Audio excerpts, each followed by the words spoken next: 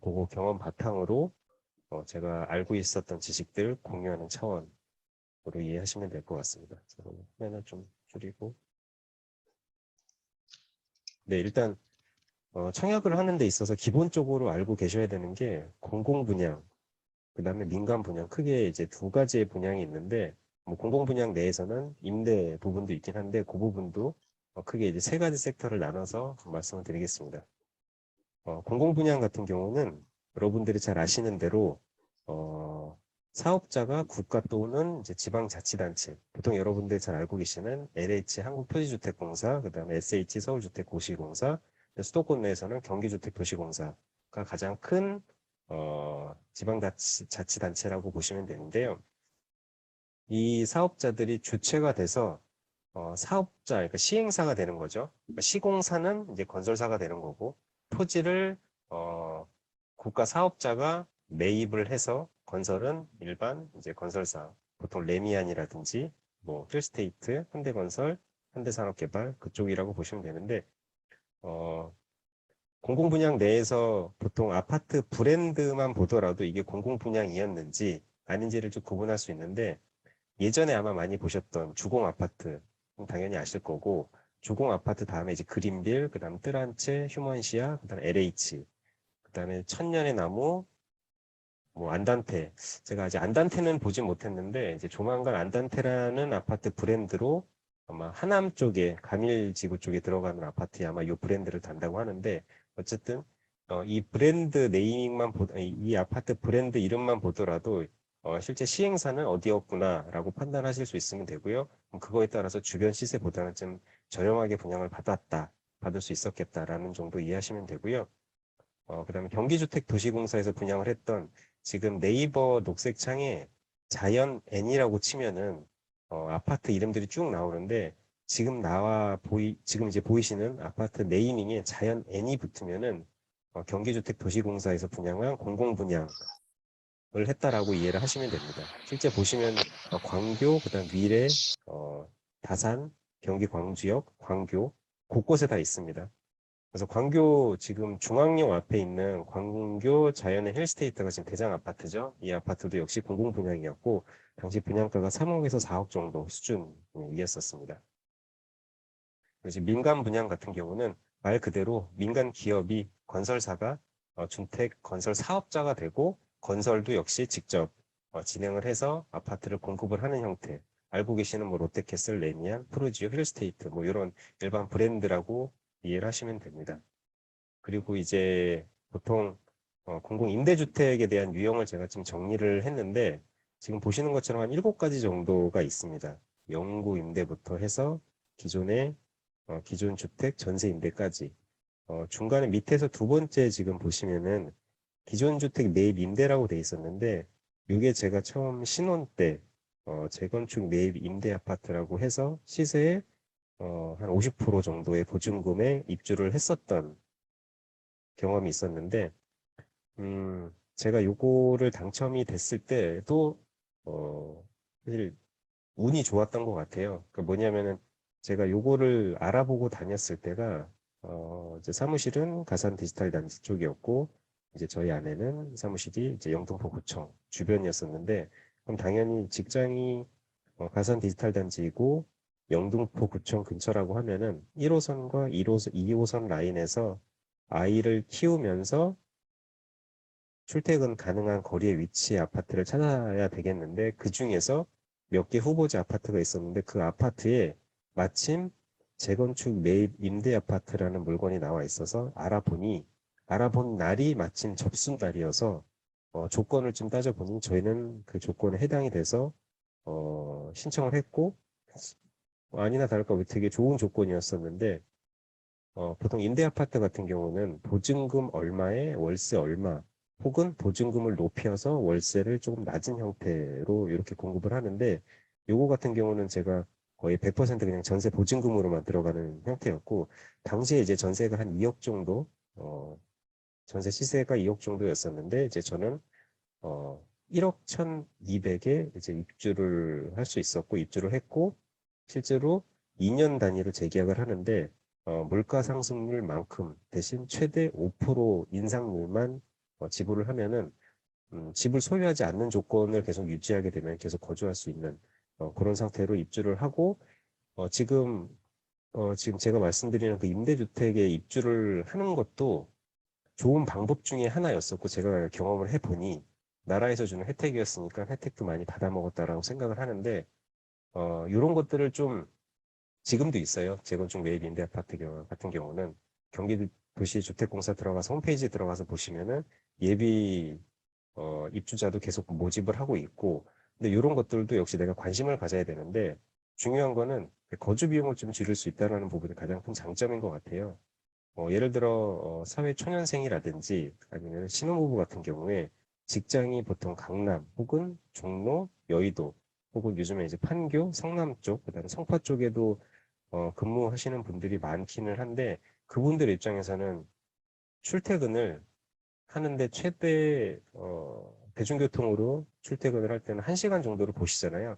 사실 1시간 반 이상 넘어가서 왕복이 길에서 보내는 시간이 거의 3시간이 되면은 거의 너무 이제 힘든 직장 생활이 되다 보니까 1시간 정도로 끊어야 되는데 그런 위치에 이런 아파트들 임대주택으로 공급받을 수 있다라고 하면은 거주 비용을 줄이면서 이 아파트에 살면서 어, 뭐 20년, 10년까지 살 수 있긴 하지만은 그렇게 계속 지내는 거는 옳지는 않은 것 같고요.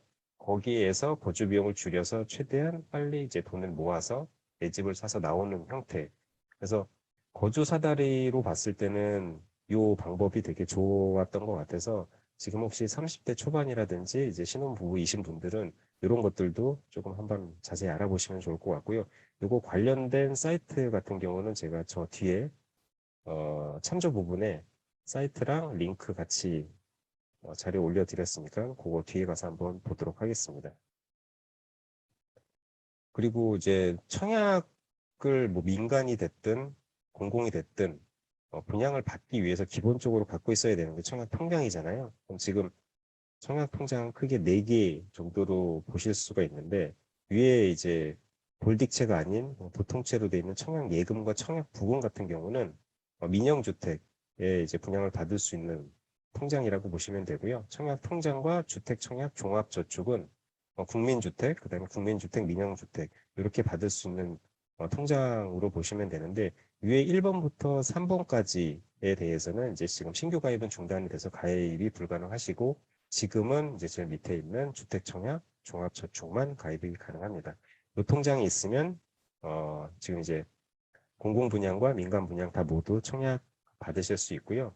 그다음에 여기 이제 증여 여부에 대한 부분인데 예전에 청약 저축 같은 경우는 증여가 가능했었는데 주택청약 종합저축 같은 경우는 아예 이제 증여가 불가능하고 나중에 혹시 부모님 명의로 갖고 계셨던 뭐 주택청약 종합저축이 갖고 계셨는데 그거에 대해서 상속은 가능한 상황이라고 보시면 됩니다. 그래서 요거는 거의 상속이라고 하면은 이제 돌아가셔야지 받으실 수 있는 거니까 이제 증여는 안 된다. 그다음에 상속도 뭐 통장의 뭐 점수라든지 아니면 가입 기간이 길다라고 하면은 충분히 활용할 수 있긴 하겠지만은 어쨌든 크게 의미는 두지 않으셔도 될 것 같습니다.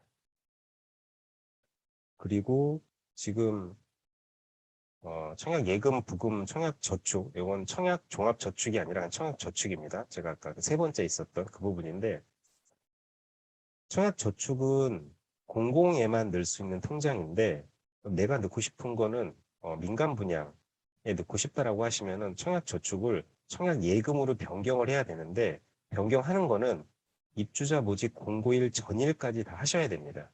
뭐 예를 들어서 오늘 보통 공고문이 금요일 날짜로 보통 많이 나오거든요. 그래서 만약에 오늘 10월 8일 날 입주자 모집 공고가 나왔는데 이게 민간 분양인데 나는 청약 저축만 가지고 있다라고 하면은 사실 오늘 공고가 났기 때문에 변경을 하더라도 신청을 할 수 없는 상황이 되니 그러니까 민간 같은 경우는 사실 날짜를 어느 정도 예측하실 수는 있으세요.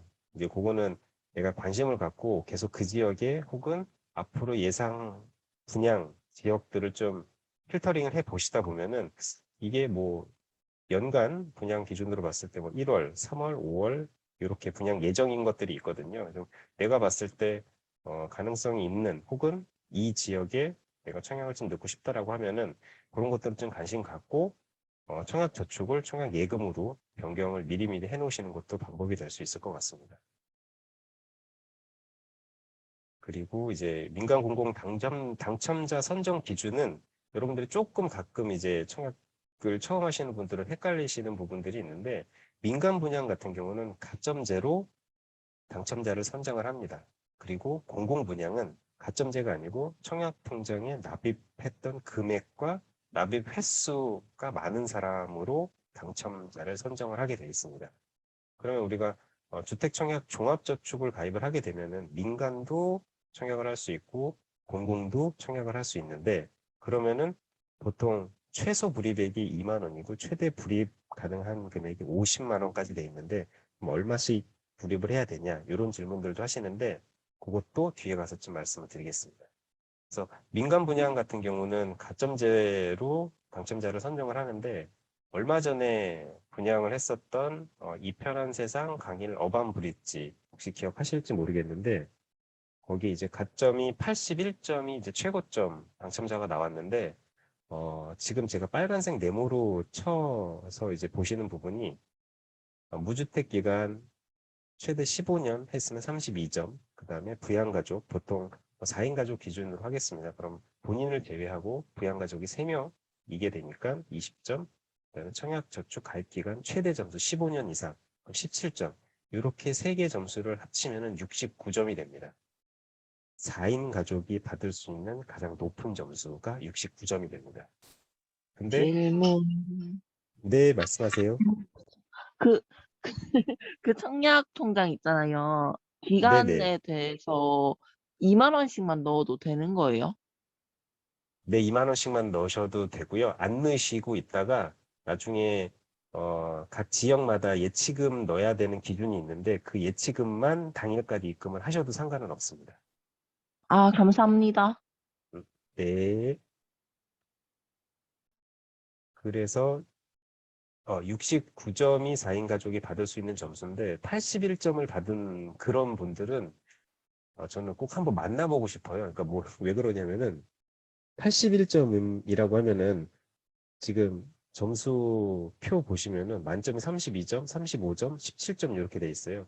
그럼 저축 가입 기간은 15년 이상이면 17년, 오케이 이럴 수 있다라고 생각이 들거든요. 근데 나머지 15년 동안에 무주택 기간을 유지했었어야 되는 건데 올해 2021년 10월 달에 당첨되신 분들은 2006년부터 무주택을 계속 유지를 하신 거거든요.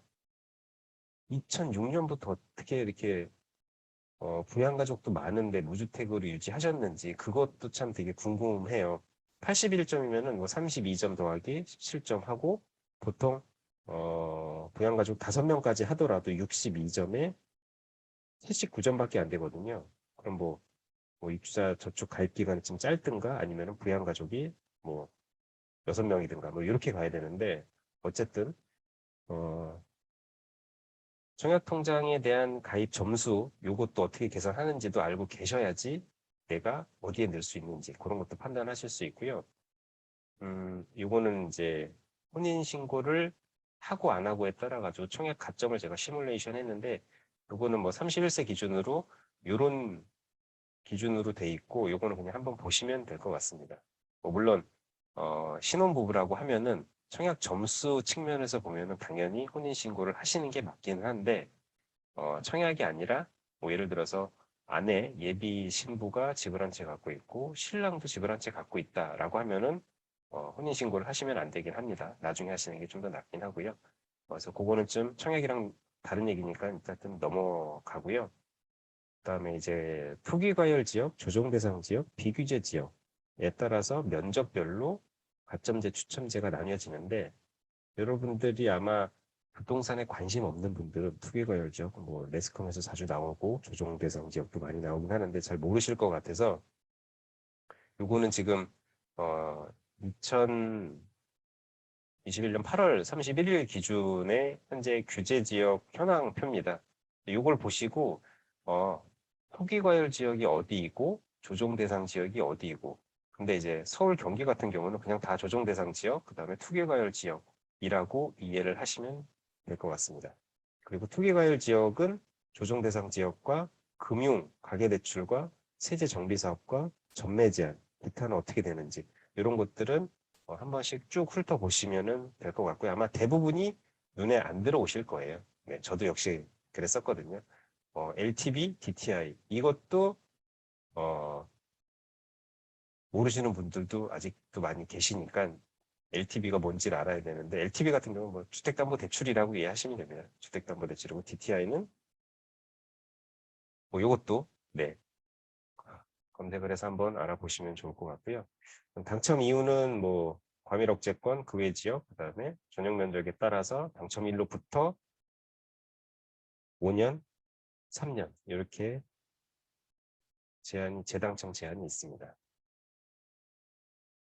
그리고 앞서 질문 주셨던 것 중에 하나인데 지금 내가 살고 있는 지역에 따라 가지고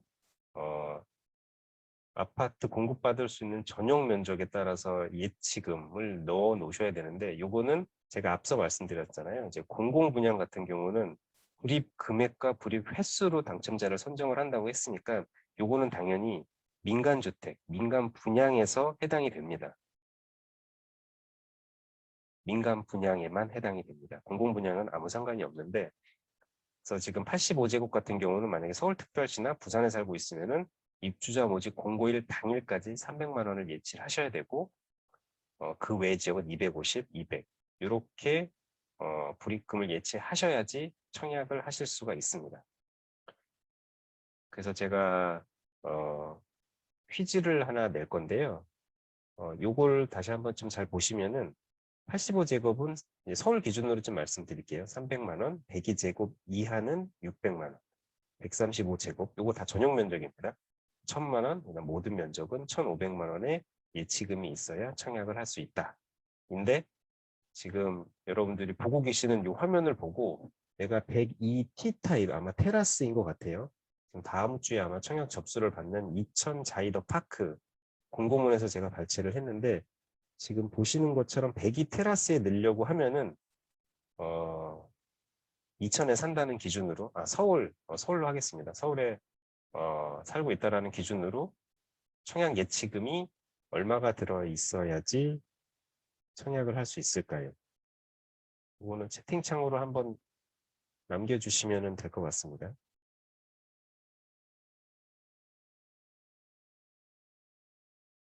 네, 600, 603분.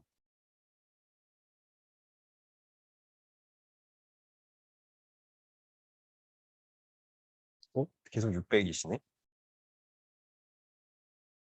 600. 그렇죠. 예, 많을수록 좋은데, 정답은 아직 안 나오는데, 정답은 1000만 원입니다. 그러니까 왜 1000만 원인지, 요거 자세히 보셔야 되는데, 100이 테라스 타입이잖아요. 전용 면적 100 이하입니다. 100 이하.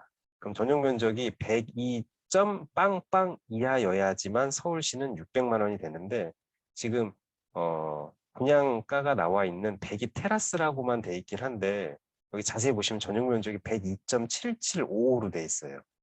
그러면은 나중에 혹시 내가 청약을 102제곱 요 테라스의 타입에 넣고 싶다고 선택을 하셔도 아마 청약홈에서 신청이 안 되실 거예요. 청약 예치금이 부족하다 아마 이렇게 나올 가능성이 그렇게 아마 나오실 건데 예전에 지금이야 이제 청약홈에서 이런 필터링을 해주긴 하는데 예전에 아파트 투유 같은 경우는 그런 필터링이 없어서 102제곱 이하라고 해서 예치금이 부족했는데 일단 청약 접수를 다 시켜줬었어요. 그러고 나서 나중에 부적격 판정이 났었는데 그거는 이제 예치금 때문에 부적격 판정이 나는 경우들도 있어서 근데 사실 최근에는 이런 케이스는 뭐 부적합 판정을 받을 가능성은 없어요. 왜냐면 아예 청약 자체 신청이 안 될 거거든요. 그리고 요즘에는 이렇게 102제곱이라고 해서 만약에 소수점이 좀 애매하다라고 하면은 또 별도로 공지를 하는 경우들도 좀 많이 있으니까 뭐 크게 걱정은 안 하셔도 되는데 이렇게 한번 알고 가시면은 내가 살고 있는 지역에 타 지역에 청약을 할 때는 예치금을 얼마 넣어놓고 있어야 되는지 그런 것도 좀 이해하시고 미리 넣어놓으시면 좀 좋을 것 같습니다. 그래서 일단 분양가 상한제 전혀 적용 주택과 투기과열지구 같은 경우는 공급주택 당첨 시 10년, 그리고 1순위 청약 제한은 당첨일로부터 5년 이후 해제. 이제 요거는 당첨일로부터 5년입니다. 뭐 예를 들어서 위에 같이 이제 분양가 상한제 적용 주택 및 투기과열 지구 같은 경우가 당첨 시 10년인데 내가 입주해서 10년이 아니고요.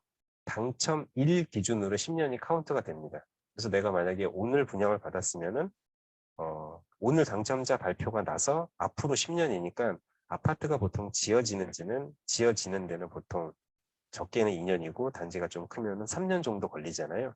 그럼 3년 동안 어차피 입주를 못하고 그냥 분양권만 보유하고 있고 3년 보내고 입주해서 7년 정도만 거주를 하시면은 재당첨 제한은 이제 다시 풀리게 돼서 다시 또 청약을 할 수 있게 됩니다. 그럼 지금 적용주택 투기과열지구 혹은 청약과열지구, 투기과열지구 뭐 이런 것들은 그럼 어디서 봐야 되냐라고 하면은 보통 공고문의 첫 번째 페이지 보시면 알려드립니다라고 있는데요. 여기서 가장 중요한 내용들이 다 많이 나옵니다. 입주자 모집 공고일 이 가장 중요하고요. 요거 기준이 되는 날짜로 세대주 기준, 그다음에 청약 예치금이 그 날짜까지 입금이 돼 있는지 그런 것들을 판단하니까 중요한 날짜가 되고요. 그다음에 이 주택은 특별과열지구, 청약과열지구 내 대규모 택지개발지구에서 공급되는 주택입니다. 라고 하니 그럼 이 주택은 청약과열지구이구나 라고 인지를 하시면 됩니다. 저도 공고문을 볼 때마다 참 눈에 안 들어오는데 각자 상황에 맞춰가지고 뭐 예를 들어 나는 일반 공급이다 혹은 신혼부부나 내 생애 최초 특별 공급을 받는다라고 하면은 일단 거기부터 내가 해당이 되는지 안 되는지부터 파고 궁금한 것들을 이제 가지치기 하시면서 좀 해소해 나가시면 좋을 것 같은데요. 제가 청약통장을 저는 한번 당첨이 되고 청약통장을 어차피 이제 효력이 상실이 되니까 해지를 하고 그 돈을 찾아서 계약금, 중도금을 치르고 해지한 날 바로 또 청약통장을 바로 가입을 했습니다. 청약통장을 왜 가입을 하냐면은 일단 1주택자들도 청약을 할 수 있거든요. 지금 투기과열 지역이나 조정대상 지역에서도 할 수 있기 때문에 근데 이제 가점제는 안 되겠죠. 1주택자니까 가점제는 이제 해당 무주택 기관에서는 빵점이 되니까 청약은 거의 가점제는 가능성이 없다 하더라도 102제곱 초과 큰 면적에 대해서는 이제 추첨제가 있으니까 그 추첨제로 신청을 하실 수도 있으니까 1주택자 같은 경우도 갈아타기 하실 수 있습니다. 그래서 청약통장을 계속 유지를 하셔야 되고요. 그 다음에 이제 청약통장이 뭐 나는 지금 1주택자고 2주택자고 다주택자이다라고 하시면은 보통 청약통장에 대해서 뭐 구립도 안 하시고 관심도 없으시는데 저도 지금 다주택자이긴 하지만은 청약통장에 계속 매월 10만 원씩 입금을 하고 있습니다.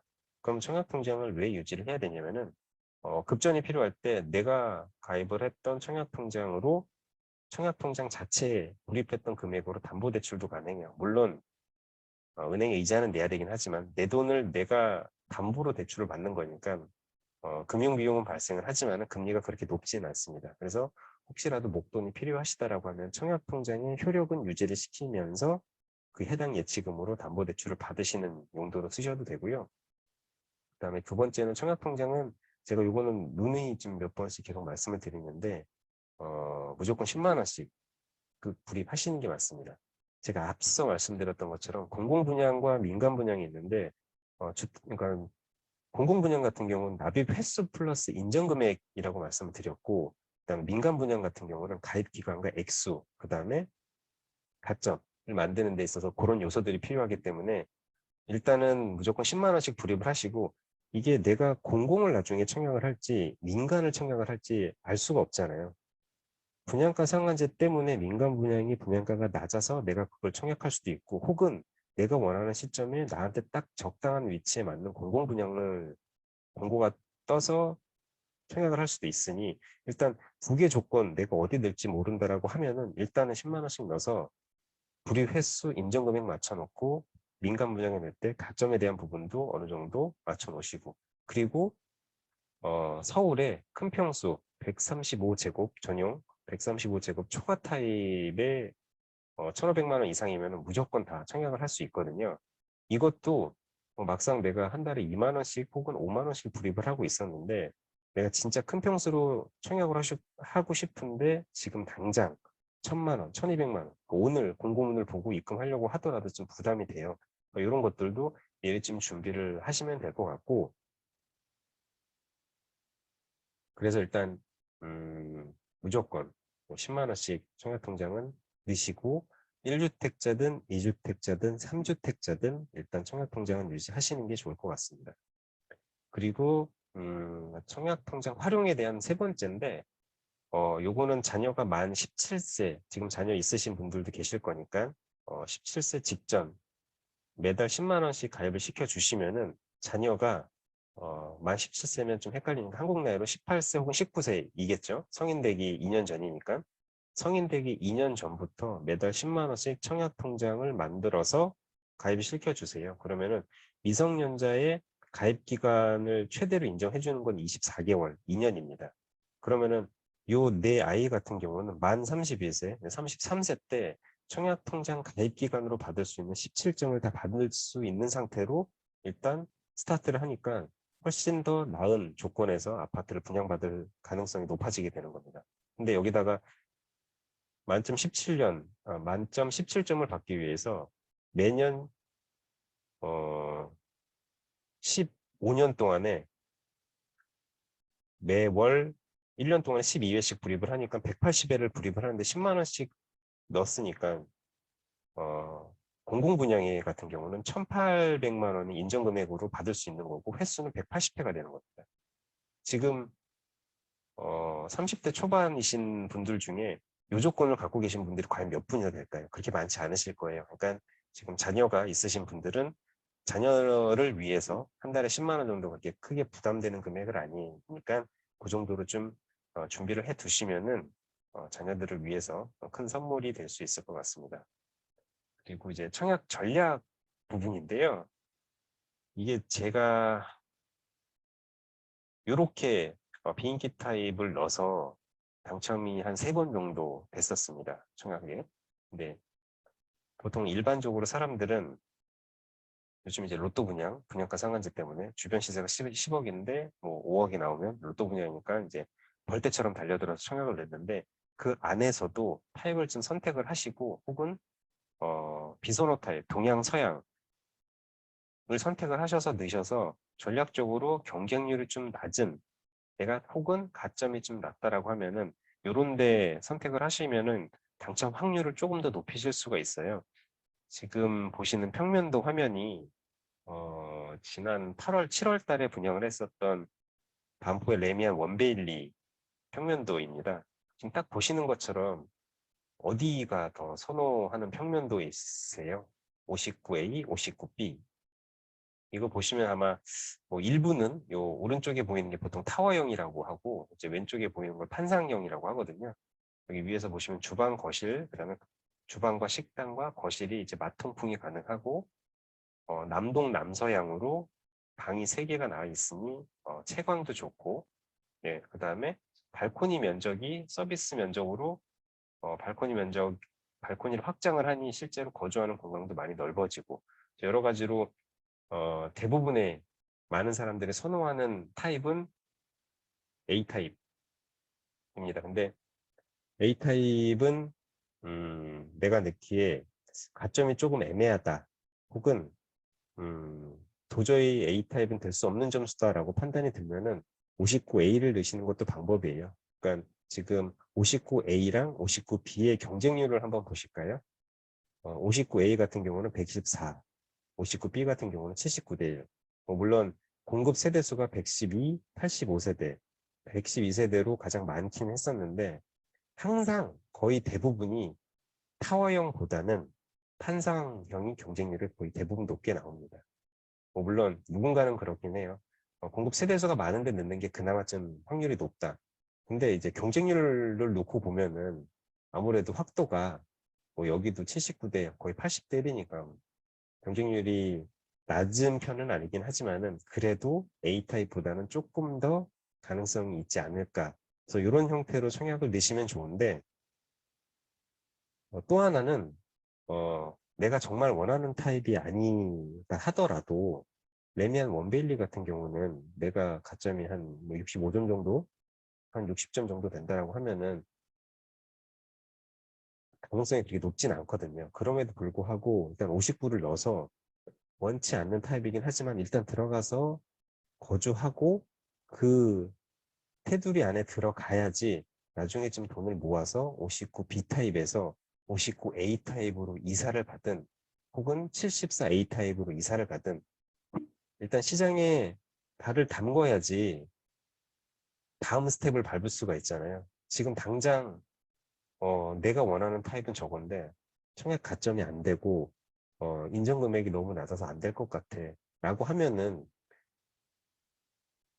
뭐 내가 원하는 거를 한 번에 다 가지려고 하지 마시고요.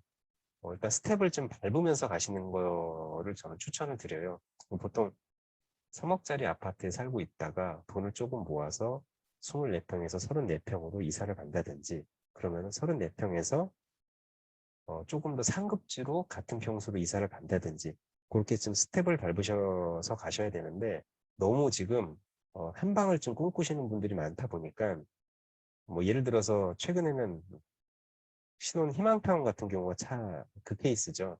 뭐 예를 들어 지금 복정에 분양을 했던 분양가 보면은 주변 시세 대비해서 확실히 저렴하긴 했는데 신혼 희망타운 같은 경우는 5억에 예를 들어 분양을 했는데 주변이 10억이에요. 근데 거의 반은 5억에서 나중에 이제 매도를 할 때 10억이 됐다라고 하면 그 반에 대한 부분은 정부가 가져가는 그런 구조로 돼 있는데 5억에 분양을 했는데 주변 시세가 10억인데 반을 나라가 갖고 간다고 하니 나는 억울해서라도 거기는 싫다고 나는 로또 청약, 로또 분양을 계속 노릴 거야. 될지 안 될지도 모르는데 확정 수익이 50%밖에 안 된다고 하는데 안 한다라는 거는 이거는 사실 좀 지나친 욕심일 수 있다라는 생각이 좀 드니 스텝을 밟는다라고 생각을 하시면서 부동산을 좀 보셨으면 좋을 것 같습니다. 그리고 제가 앞서 말씀드렸던 이제 도움이 되는 사이트들인데요. 요거는 제가 PPT로 만든 거라서 요건 PDF로 전환을 해서 드리면은 아마 선택하시면은 드래그 하시면은 아마 링크 바로 들어가실 수 있는데 요거는 이제 법제처에서 제공하는 생활 법률 사이트입니다. 모집 공고부터 해가지고 아파트 분양에 대한 이해 되게 쉬운 용어로 써놓은 사이트라서 요것도 한번 보시면 도움이 되고요. 제가 제일 자주 들어가서 보는 사이트인데 국토교통부의 이제 정책 자료들을 좀 많이 봅니다. 그러니까 여기 보시면은 정책 자료 들어가서 정책 Q&A 들어가서 보시면은 질문 사항들 검색어 넣으시면은 해당 관련된 질문에 대한 Q&A 답변들 보실 수 있고 그 다음으로 많이 보는 게 이제 정책 정보인데 주택 토지 들어가시게 되면은 앞서 제가 투기과열 조정 대상 지역, 그다음에 투기과열 지역 그런 이제 보도 자료들이 다 나와 있어요. 보도 자료가 가장 정확하거든요. 보통 보도 자료가 한번 나오면은 부동산 기사 섹터 부분에 보통 다 그런 것들을 기사로 바로 올려주긴 하는데 전문이 아니라 일부를 발췌해서 올리다 보니까 이해 안 가는 부분들도 있어서 전문을 다 보시려면은 여기 들어가서 보시면은 좀 도움이 될 것 같고요.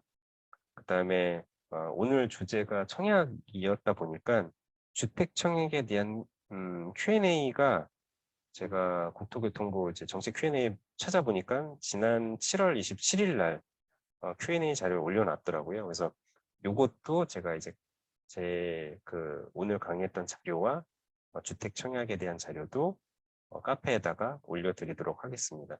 여기 페이지가 굉장히 많은 자료인데요. 검색어 컨트롤 F 이용하셔서 검색어로 내가 원하는 단어 검색하시면 조금 더 찾기는 수월하실 것 같고요. 그 다음에 이제 요거는 관계부처 합동이라는 사이트인데 주택시장 관련된 부분들, 근데 임대차 제도 부분, 그 다음에 주택 공급 관련된 부분 그런 내용들 기사와 정부의 입장들 정리해서 올려준 사이트입니다. 요것도 한번 들어가서 보시면 좀 도움이 될 것 같습니다.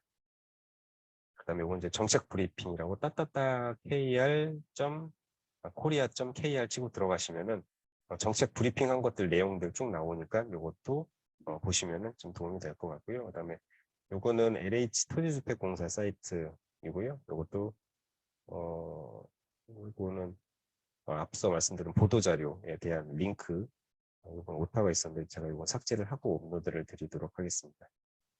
그다음에 이제 앞서 제가 말씀드렸던 임대주택 같은 경우는 경기주택도시공사 사이트 들어가셔서 청약정보 들어가서 청약정보에서 아파트 선택하시면은 지금 모집 공고 언제 나는지, 장기전세, 20년 장기전세 이런 정보들 보실 수 있습니다.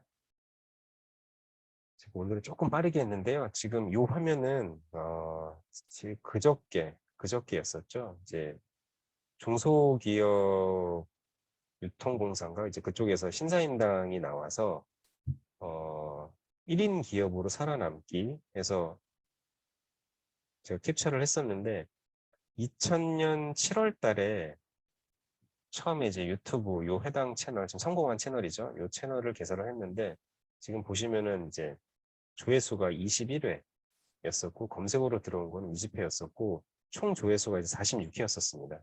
불과 이제 1년 전이었는데 물론 신사임당도 유튜브 채널을 여러 개 만들었다가 실패를 했다고 하더라고요.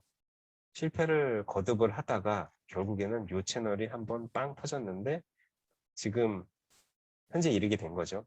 뭐든지 시작은 되게 미미할 수 있기는 하지만은 결과가 어떻게 될지 모르니 여러 시도를 하는 게 굉장히 중요한 것 같습니다.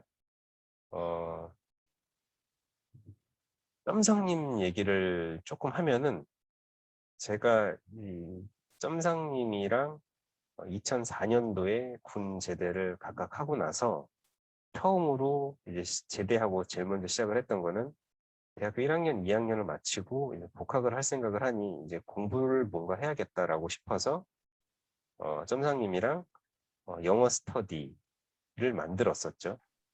영어 스터디를 만들었었고 보면은 그때부터 이제 점상님 같은 경우는 그런 모임들을 되게 잘 만들었던 것 같아요. 근데 지금 포카주 카페를 만든 것도 아마 제가 알기로는 카페 여러 개 만들었었는데 다 뭐 쉽게 얘기해서 실패?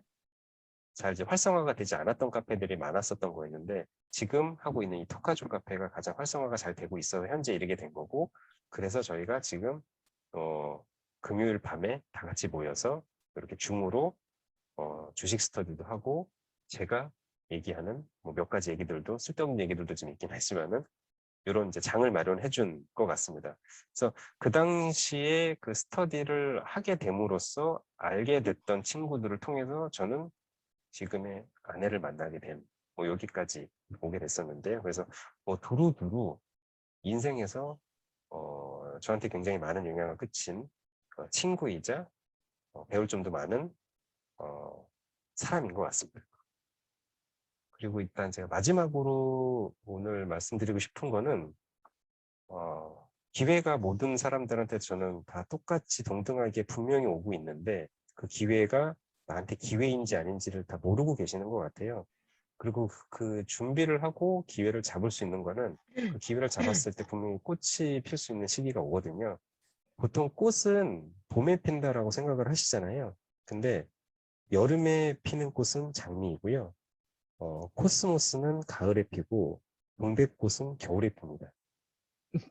꽃이 피는 시기가 각 사람들마다 다 다르기 때문에 기회를 잡은 사람만 그 꽃을 피울 수 있는 것 같아요. 저는 운도 좋았습니다. 운도 좋았었는데 어쨌든 준비를 해서 기회를 잡았고 그 기회가